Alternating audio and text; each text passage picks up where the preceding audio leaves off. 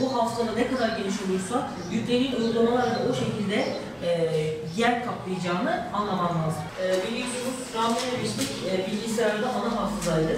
Özellikle bilgisayar almak istediğinizde ne yapıyorsunuz? Özelliklere baktığınızda Ram'ın kaç, ona özelliğe bakıyorsunuz.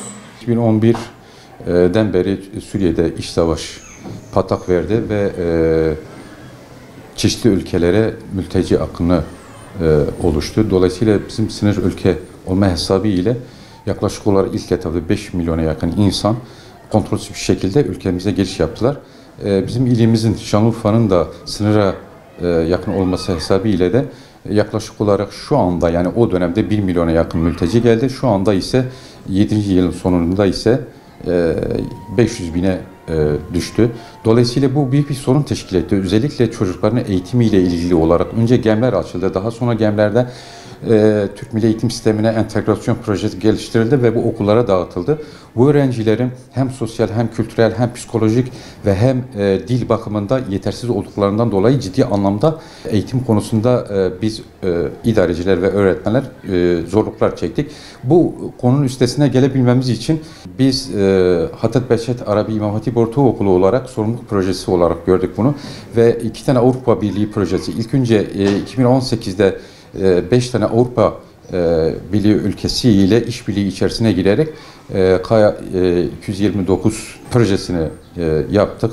Dolayısıyla burada mültecilerin eğitimiyle ilgili, psikolojiyle ilgili, sosyalleşmeyle ilgili, kültürleşmeyle ilgili, uyum ve entegrasyonun nasıl sağlanabileceğini diğer Avrupa ülkeleriyle işbirliği sağlayarak ve bunun üstesine gelmeye çalıştık. En son kertede ise geçen hafta bizim 4 tane öğretmenimiz yine Avrupa Birliği projesi kapsamında eğitim mültecilerin de hakkı projesini yaptık ve Hollanda'nın Amsterdam kentine 4 tane öğretmenimiz eğitimlerini yapmak için gittiler.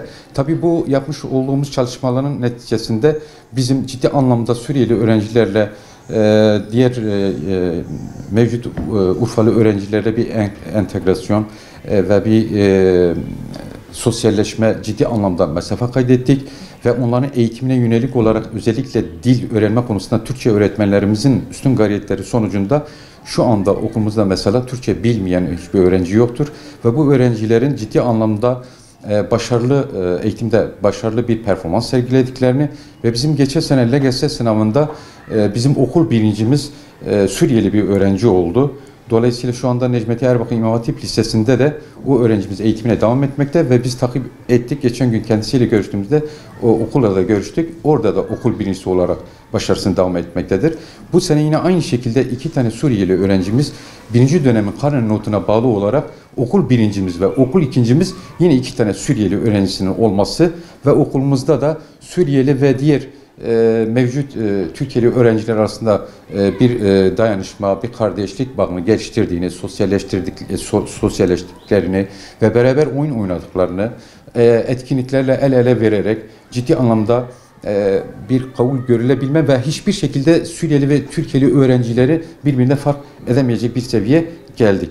Ve biz bu konuyla alakalı olarak bir ay önce Rusya ve Ukrayna'da başlamış olan savaşın sonucunda mülteci konumuna düşen Ukraynalıların Avrupalılar tarafından nasıl sahiplendiklerini, nasıl kucakladıklarını ve kendilerine ait olduklarını bilfiil deklare ederek adeta medeniyetler arasındaki farkı kendi dilleriyle ve kendi uygulamalarıyla ortaya koymuş oldular.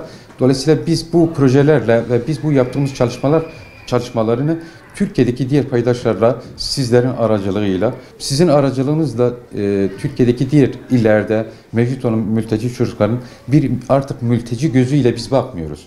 Dolayısıyla sizin vesilenizle oradaki insanlara yaygınlaştırıp bu konuda bu insanları eğitim yoluyla kazanabileceğimizi beyan etmek istedik. Katı bir politikaları var. Hollanda ülkesi çok farklı milletlerden insanları bir araya getiren bir ülke. Orada 175 tane farklı ırktan insan yaşıyor. Yalnız bunların çoğu mülteci olarak değil de beyin göçü olarak gelmişler ülkeye. Mültecilere bakış açıları biraz daha katı. Mültecileri kendi ülkelerine öyle rastgele almıyorlar. Çok katı bir eğitimden geçiriyorlar. Kendi sistemlerine entegre etmeye çalışıyorlar. Entegre olmayan mültecileri de geri göndermek durumunda kalıyorlar. Ukraynalı öğrencilere bakış açıları Suriyeli öğrencilere bakış açılarına göre daha ılımlı. Onları biraz daha rahat bir şekilde ülkelerine alabiliyorlar. Bunun da kültürel sebepleri var, dini sebepleri var. Kendi kültürüne daha rahat bir şekilde uyum sağlayabiliyorlar. Mesela Suriye Savaşı olduğu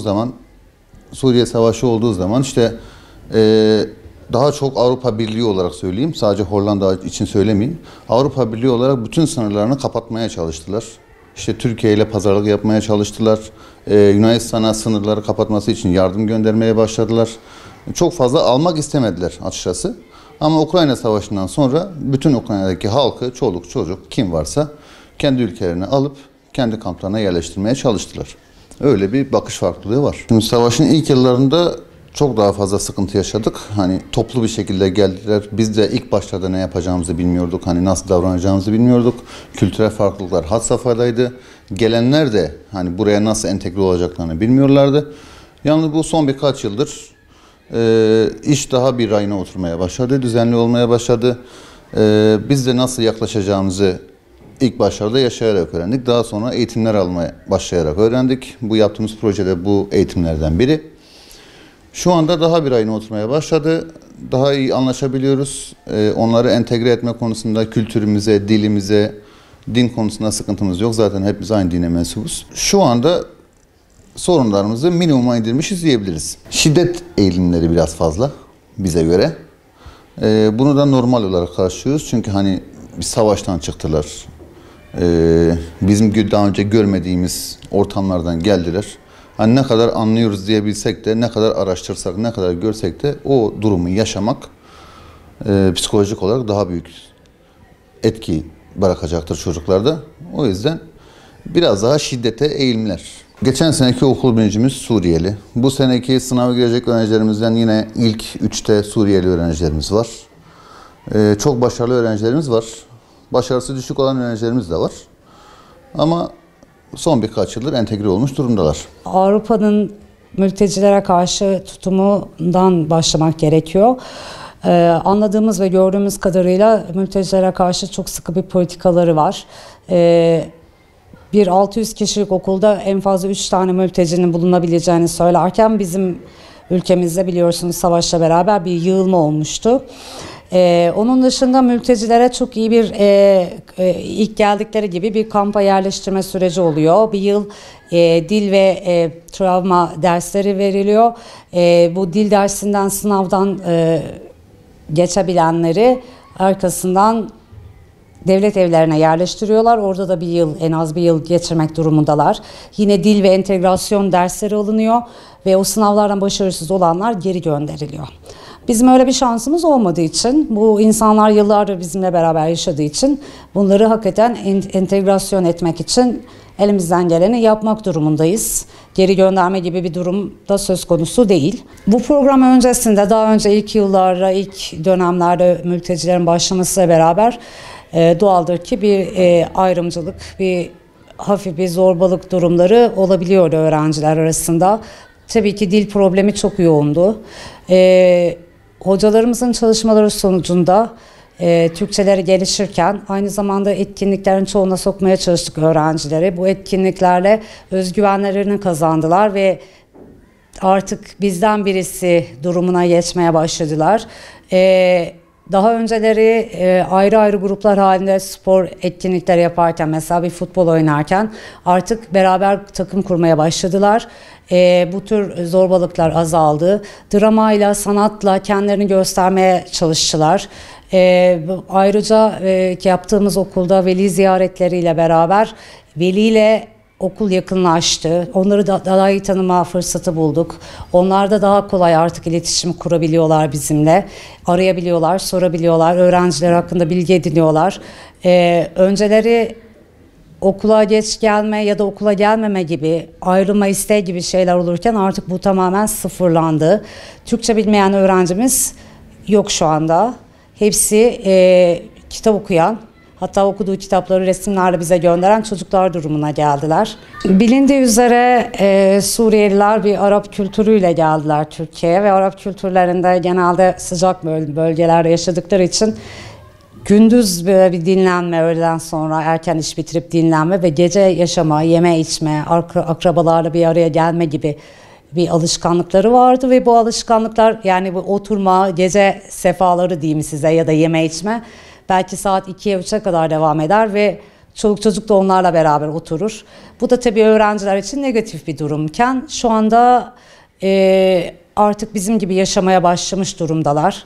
İşte bir esnaf sabah 8'de dükkanını açıp akşam 10'da kapatabiliyor.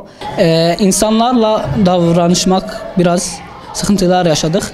Yani zamanla geçtik, öğrencilerle arkadaş olduk, hani geçebildik onları. Biraz zordur. Öğretmenlerin söylediklerini hepsini anlıyoruz. Evet, çok seviyoruz. Bir de ben ilk geldiğimde başka bir okula geldim. Orada rahat göremedim. Buraya taşındım. Burada daha rahat gördüm bu okulda. O öğretmenlerin tarafında. Bazen konularda anlamada bir zorluk karşıyorum ama çalıştığımda zorluk gidiyor. Arkadaşlarımla uyum sorunu yok. Türkiye'ye ilk geldiğimde Türkçeyi öğrenmekte zorlandım. Ama yavaş yavaş öğrenmeye başladım. Çok rahatım, okulda çok iyi zaten. Hayır, çok iyi, arkadaşlarım da çok iyi. Hiç böyle arkadaşım döven falan yoktu. Çok rahatım bu okul. Derslerim çok iyi gidiyor. Hayır, zorlandığım dersler yok. Problem yaşamıyorum. Evet, aldım takdir belgesi.